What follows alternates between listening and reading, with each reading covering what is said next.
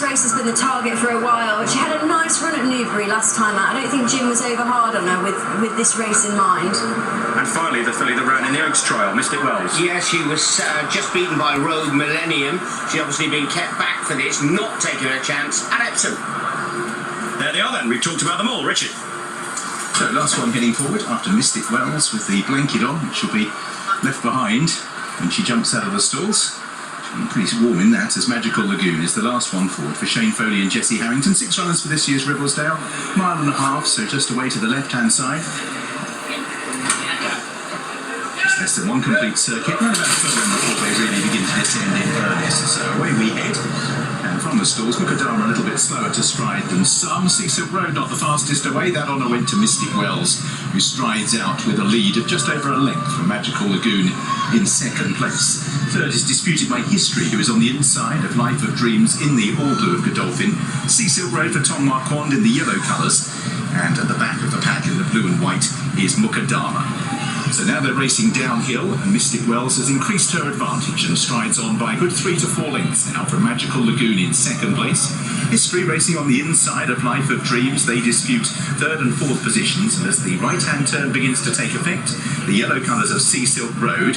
And on that turn, Life of Dreams been sent noticeably closer, deliberately so by William Buick, from fourth up to second, and closing down the leader Mystic Wells. As a result, Mystic Wells ups the pace again and leads by 2 lengths. A move to get into a better tactical position for Life of Dreams in second place now results in her being ahead of Magical Lagoon, as once again the leader presses on. Fourth place for History, then Sea Silk Road, and last of the 6 is Mukadama. So out in front, the free-sweating Mystic Wells continues to lead, and that lead once again has expanded to 5 or 6 lengths now as they continue the climb uphill.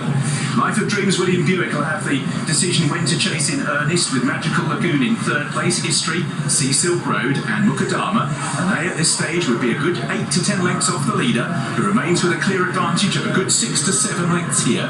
Mystic Wells has the lead. Clear in second is Life of Dreams, of Magical Lagoon in third. Sea Silk Road just beginning to move a little closer. Yellow Jacket on the outside of History in blue and orange as they spin the turn, and last of all is Mukadama. Mystic Wells still out in front. For the first time, in second place, a shake of the reins of Life of Dreams to close down a gap, but still 6 lengths. Magical Lagoon comes off the bridle as well, then Sea Silk Road. Mukadama is still the back marker as Mystic Wells now beginning to be gathered in. The lead has shrunk to 2 lengths as Life of Dreams is the first one to deliver a challenge. Magical Lagoon draws alongside Sea Silk Road. Oh, Magical Lagoon. To go in the Ribblesdale. Magical Lagoon has the advantage from Sea Silk Road. Life of Dreams trying to battle on. History trying to get involved as well. And it's Sea Silk Road. Oh, Magical Lagoon. Magical Lagoon. Drifters left under a pressure. Sea Silk Road. Magical Lagoon back in front on the run. Come on, Jesse. Magical Lagoon steered the scooter course. That's forecast. Sea Silk Road. That drift to the left was costly. Then Mukadama History clear of Life of Dreams and the early pace set of Mystic Wells. Magical Lagoon prevails for Shane Foley. Shane, good ride. For Jessie Harrington does so by roundabout her neck. Sea Silk Road definitely got alongside, but the head-on will possibly show that she drifted out to the left-hand side under pressure and gave away about a half a length that she could never get back. History may just hold on for third ahead of Mukadama, who could never quite get involved from the back of the pack. Life of Dreams, the most inexperienced, eventually was well beaten, and Mystic Wells cut out the running. Last of the 6. Magical Lagoon prevails for Shane Foley, who punched the air once he'd seen off Sea Silk Road for Ribblesdale pitch. And the winner was so brave in the colours of Zhang Yu Sheng, because it looked, Hayley, for all the world as though Tom Marquand was coming a winning run in the yellow colours on Sea Silk Road, but the Irish horse battles back. Yeah, I was really impressed with Tom. He's taken the straight and really gathered her up, given her a little flick, hands and heels, and when it's got serious here, he's picked his whip up again, and this is when I thought he was going to pull away, but I think the winner's just almost outstayed her. He's just grinded it out. Big performance, wasn't it? Because Tom Marquand, watch when the boys start to go for the pro cushion. Dusty Foley, as he's affectionately known. He's just about the first to go. Tom resorts to two little backhanders to get up and go through the gears. Both of them put it through to the right for that final drive to the line, and because of that, the eventual second has just shifted off that real tight line that she was running on. Probably wasn't going to get there anyway, but just tucked away slightly. No interference whatsoever between the two. And the winning rider, Shane Foley, has got the largest grin on his face. Or at least you did when you crossed the line, Shane. Just describe the feeling. You look really, really happy. I've been coming here for a long time now. I've been knocking on the door about a couple of seconds and that, and it's the place you want to be, but when you're not winning, it's not the place you want to be. I'm just so grateful to everybody, and I said it to my wife earlier in the week, if everyone have an Ascot winner, it might be this week. And just Mrs. Harrington, what a trainer, what a woman, Gold Cups, champion hurdles, Royal Ascot, it doesn't matter. I'll have to big mention to my owner, Mr. Zhang. He supported me for a long time. I'm just so happy to repay him with a good winner, and it's a very good filly.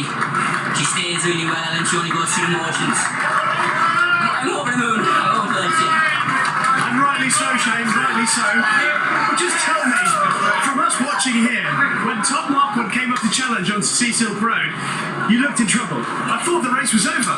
This filly responds really well for pressure. The day she won at the Curragh, she was the very same. She really fights for you, she really digs deep. The pace was on, she wasn't travelling as comfortable as I thought. After going a couple of furlongs, and William came up around me, but I was happy enough that William would take me into the race a bit better than the one in front, because she doesn't do a whole lot when she gets there. You can tell by the crowd there are a lot of people happy. I don't think many as happy as Shane Foley, but... A couple of green dresses and Irish people there. Enjoy, Shane. He has really enjoyed that, and rightly so. Lauren Faulkner leading up the winner. There's Jessie Harrington on the left there with a high five for Dusty. And he's right when he talks about the trainer, Jason. I mean, her CV is phenomenal. From Classics to Cheltenham, from Aintree to Royal Ascot. Yeah, of course. And, you know, when you think of the two disciplines and who can combine both, it's very, very difficult. You know, such an intense year-round discipline as it is from a trainer's perspective. But, yeah, 5 furlongs to 4 miles, it does not matter. And up at the top table as well. And a family operation with the girls. Kate, I'm sure, is here as well. I think I can see her to the left there in the white outfit. As the winner, Magical Lagoon, comes in after Ribblesdale. For Mr. Zhang, who's made no secret of the fact he'd love to set up a breeding operation. He's now got a very valuable filly mare down the track on his hands in Magical Lagoon. Though the second's got a big future too, Jason. Yeah, she has. I mean, look, she was coming in with the least experience out of the two, if you like. And was that an experience at the end, or was she getting tired? Do you know, sometimes you're thinking, oh, could we have done anything different? Was it the ground? Was it the trip?